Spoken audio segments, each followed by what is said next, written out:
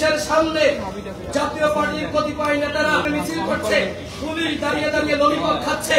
শামীম হায়দার পাটোয়ারি ফ্যাসিবাদের দশক, সে গণ অধিকার পরিষদের কার্যক্রম নিষিদ্ধ দাবি করেছে। ওর অত বড় স্পর্ধা কিভাবে হয়?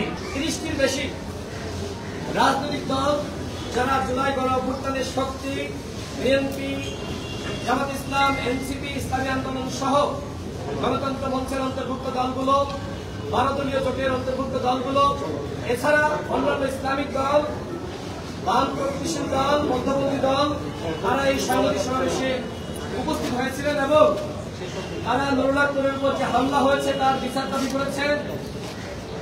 জাতীয় পার্টি আওয়ামী লীগ 14 দলের দর্শকদের বিচার দাবি এবং নিষিদ্ধ দাবি করেছেন।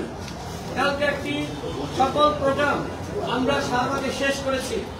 এরপর আমরা লক্ষ্য করলাম যে আমরা কার্যালয়ে অনেকে ফিরে গিয়েছি। কে বা কারা জাতীয় পার্টির কার্যালয়ের সামনে গিয়েছে, এর প্রেক্ষিতে জাতীয় পার্টির মহাসচিব আওয়ামী দর্শক তিনি বলছেন যে এই ঘটনার সাথে নাকি গণ অধিকার পরিষদ জড়িত। আমাদের স্পষ্ট বক্তব্য, গণ অধিকার পরিষদ স্পষ্টভাবে তুলে ধরার চেষ্টা করবে। জাতীয় পার্টির কার্যালয়ে যে সেবনাজ হয়েছে এই ঘটনার সাথে গণ অধিকার পরিষদ জড়িত নয়। এমনকি শাহবাগে আমরা যারা একসাথে সাংবাদিক সমাবেশ করেছি তাদের কেউ এই ঘটনার সাথে তাদের ন্যূনতম সম্পৃক্ততা নাই।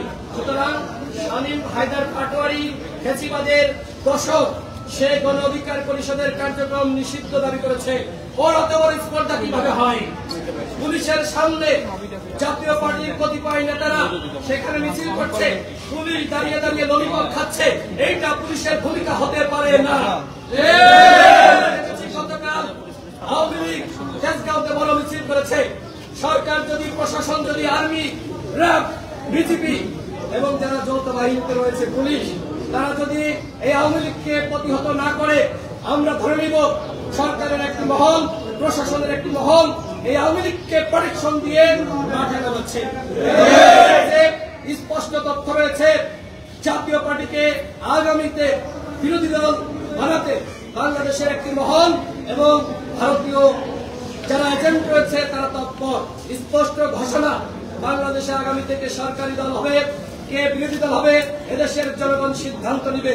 প্রশাসনের কেউ, গোয়েন্দা সংস্থার কেউ, সরকারের কেউ, এমনকি ভারতের কেউ এ বিষয়ে ন্যূনতম নাক গলাতে পারবে না।